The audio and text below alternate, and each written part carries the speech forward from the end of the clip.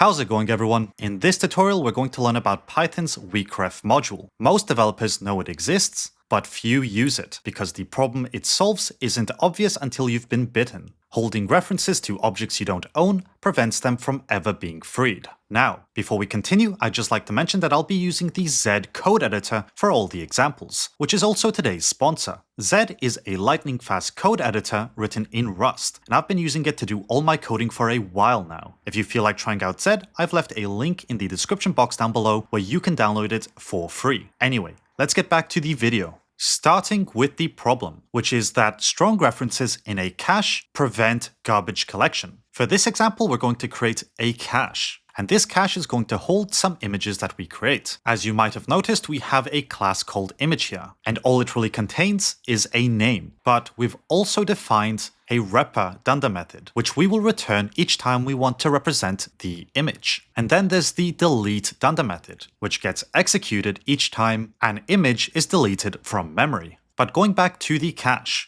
a cache holds strong references to everything loaded. Even after the call is done, the cache keeps objects alive forever. To demonstrate what I mean, I'm going to create a load function, which checks whether an image is in the cache before loading it. If it's not in the cache, it adds it to the cache, and then returns that image from the cache. Now let's look at the problem, where the cache prevents garbage collection. So I'm going to create my if name is equal to main check and my main entry point. Inside here, I'm going to create an image to load, then I'm going to load it from the cache, and I'm going to delete that image. Then we're going to manually trigger the garbage collector, and normally we wouldn't worry about doing so. But to demonstrate this properly, we have to for the sake of the example. This is because normally garbage collection happens when the interpreter feels the need to perform it, and as a result, our deletion of an object may not happen right away, despite us calling its delete method now. Watch what happens when we print the cache size. We end up with one object, even if we deleted the image. So let's change our example to use the weakref.ref method. This will create a reference that doesn't keep objects alive. For example, this time we might have an image called sunset.jpg. Below that, we can create a reference which uses weakref.ref. And again, this creates a non-owning reference. To retrieve the object, we call ref. If it's been garbage collected, ref will return none. So what we're going to do here is delete the image, collect that garbage, and call ref once again. Now when we run this in Rust, it will give us an error. But if we were to run this in Python, you'll see that the first time we call it, we get the image back. When we call delete, it frees sunset.jpg from memory. And finally, after we delete it, ref returns none. And since a dead weak reference returns none, it's safe to check. So now let's solve the cache. And to do that, we're going to use weak references in the caches. And that's going to require us to change our code up a bit. So I'm going to delete everything besides the image class and the cache. Weak references are commonly used for caches. A cache of weak references lets objects be freed when no external strong references remain. Stale entries, where the ref function returns none, must be cleaned up. So here we have a cache, and instead of referring to an image, we're going to call weakref and refer to a reference type. And we will also call this weak cache for this example. Below the weak cache, we're going to create a function called loadWeak, and this optionally returns an image. If the name is in the weak cache, we will retrieve that image. If image is not none, we will return the image. Then we will take care of the stale entry cleanup.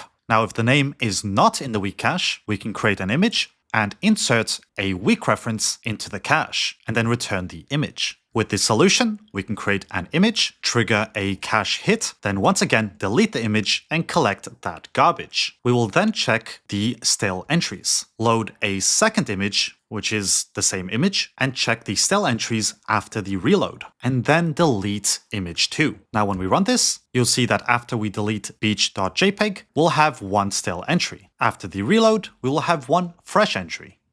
Also, it's important to note that not all types support weak references. Built-in types like lists, dictionaries, integers, strings, and tuples don't support weak references because they lack a weak reference slot. And if you define slots on a class, make sure to include weakref or weakref will fail. And just to demonstrate that not all types work with weak references, I'm going to iterate through all of these types. and I'm going to try to create a weak reference to it. If it doesn't work, we're probably going to run into a type error. Then below, I'm going to create a class called myClass, create an instance of the class, and then create a weak reference to the class. This will work. And to prove it, I'm going to print that the custom class was okay, and then delete it. Now when we run this, you'll see that these types resulted in a type error, while the custom class resulted in okay. There was no issue there. All objects after this point are utility objects, intended to make it easier to use weak references. As such, they cover most of the common cases of how they are used. The proxy method is an alternative to ref.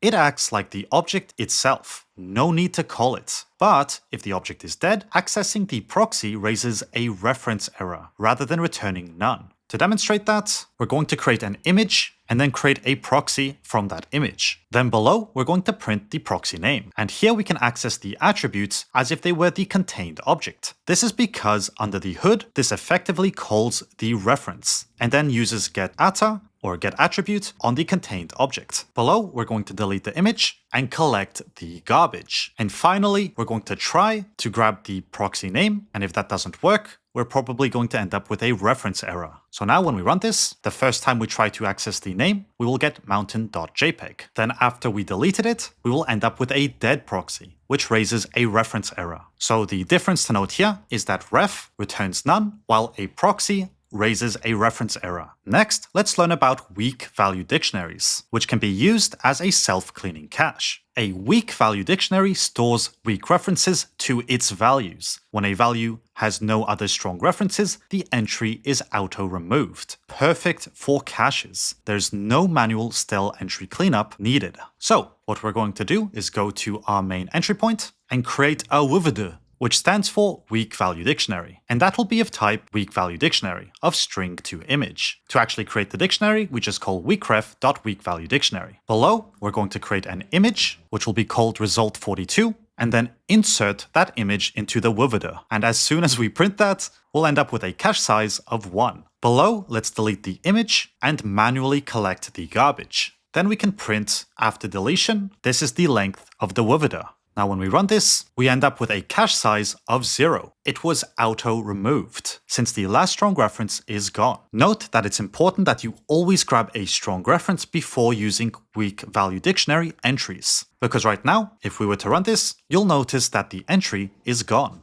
Something else I want to briefly talk about is the WeakKeyDictionary type, which allows for metadata on external objects. A WeakKeyDictionary stores weak references to its keys. When a key object is garbage collected, the entry vanishes. Use it for attaching metadata such as rules, permissions, or caches to objects whose lifecycle you don't control. For example, you might have a user, and that user might need some permissions. So what we're going to do here is create some permissions. These permissions will be of type WeakKeyDictionary, with the keys being set to users and the values being set to strings. Then we can instantiate this WeakKeyDictionary. Below, we're going to create 2 users. Then we're going to assign some permissions to these users. The first user will be the admin. The second user will be the viewer. Below, we can print the permissions for Alice and the permissions for Bob and the total entries. When we run this, we should get that Alice is the admin and Bob is the viewer, and that we have 2 entries. Now, if Bob has been misbehaving, as he always does, you might want to remove him from the system. Then we're going to manually trigger garbage collection and check the length of the permissions after Bob has been removed. Then we're going to check whether Alice is still accessible. And when we run this, you'll notice that there will only be 1 entry after Bob has been removed. It was auto-cleaned, and Alice is still accessible as the admin.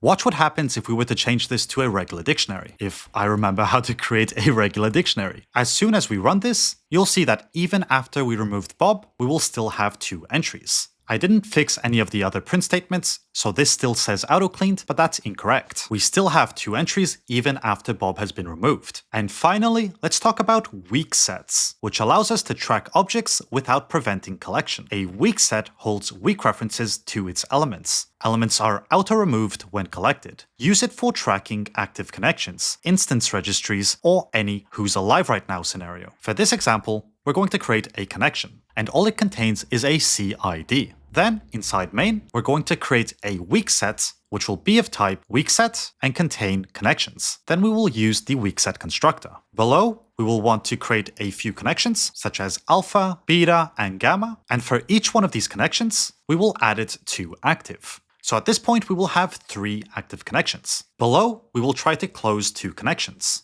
collect the garbage, and print what's remaining after closing those 2 connections. Now, when we run this, you'll notice that we will only have 1 connection left. If we were to swap this out for a regular set, which has to be created with the set constructor, obviously, you'll notice that after we close 2, we will still have 3 as an output. And that's why weak sets are so valuable. Anyway, that just about covers everything I wanted to talk about in today's video. Do let me know in the comment section down below whether you have any other questions regarding weak references, and I'll do my best to create another video on the topic. But otherwise, with all that being said, as always, thanks for watching, and I'll see you in the next video.